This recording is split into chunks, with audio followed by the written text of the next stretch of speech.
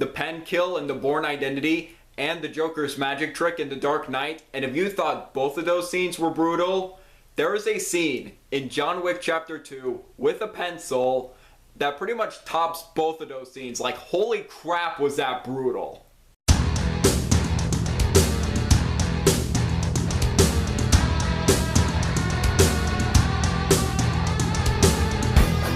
John Wick Chapter 2. John Wick Chapter 2 is the sequel to the surprise hit in 2014, John Wick. Like the first film, this is again directed by Chad Stahelski and starring Keanu Reeves. The plot this time is John Wick, again played by Keanu Reeves, is forced to come out of retirement as a former colleague asks him to do a certain favor in Rome.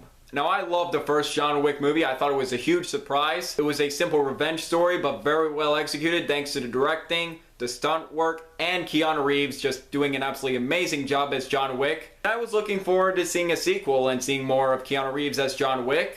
And I gave this film a rewatch. Since I haven't seen this film since 2017, I've seen a little bit of it. I'm glad I gave this sequel a rewatch. This was a great and satisfying sequel. Not only a very entertaining action movie, but a very good film on its own. First, on the positives of what absolutely made this movie work, and like the first film, it's Keanu Reeves. The guy is one of the best action stars working today, and I absolutely appreciate his tremendous commitment to action and stunts. I heard he went through a 3-month training of martial arts and driving for this movie, and it paid off very well. And I read that he did 95% of the stunts in this movie, and he did a great job with those stunts. And both of these movies just proves why Keanu Reeves is an amazing action star. And also doing a very great job in the role as John Wick.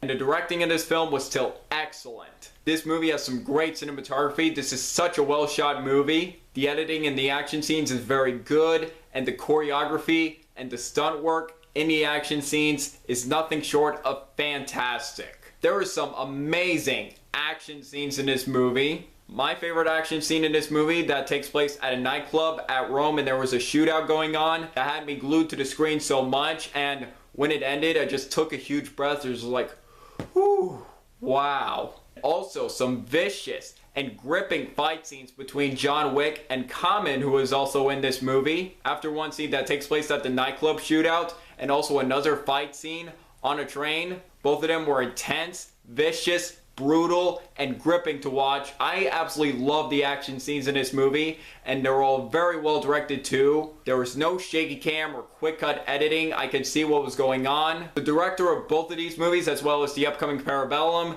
really know how to make some amazing and exciting action scenes in this movie. And also, this film did what a good sequel should do. It continued the story very well, and also what I really liked in this sequel is continuing with the world building of the Continental. This sequel doesn't rehash what the first movie did. It continued the story very well, and I also appreciated that we got more world building of the Continental, their rules, how they operate, the consequences. I really like seeing more of the world building of the Continental, this organization that John Wick works for. And also, we got a Matrix reunion in this movie. Keanu Reeves and Lawrence Fishburne are in this movie, and they haven't been in a movie since The Matrix Revolutions, and that was 2003. So great to see Neo and Morpheus back. And even though Lawrence Fishburne didn't have a lot of screen time in this movie, it was great to see him and Keanu Reeves back in the movie, and Lawrence Fishburne did a good job in this movie for the screen time he had.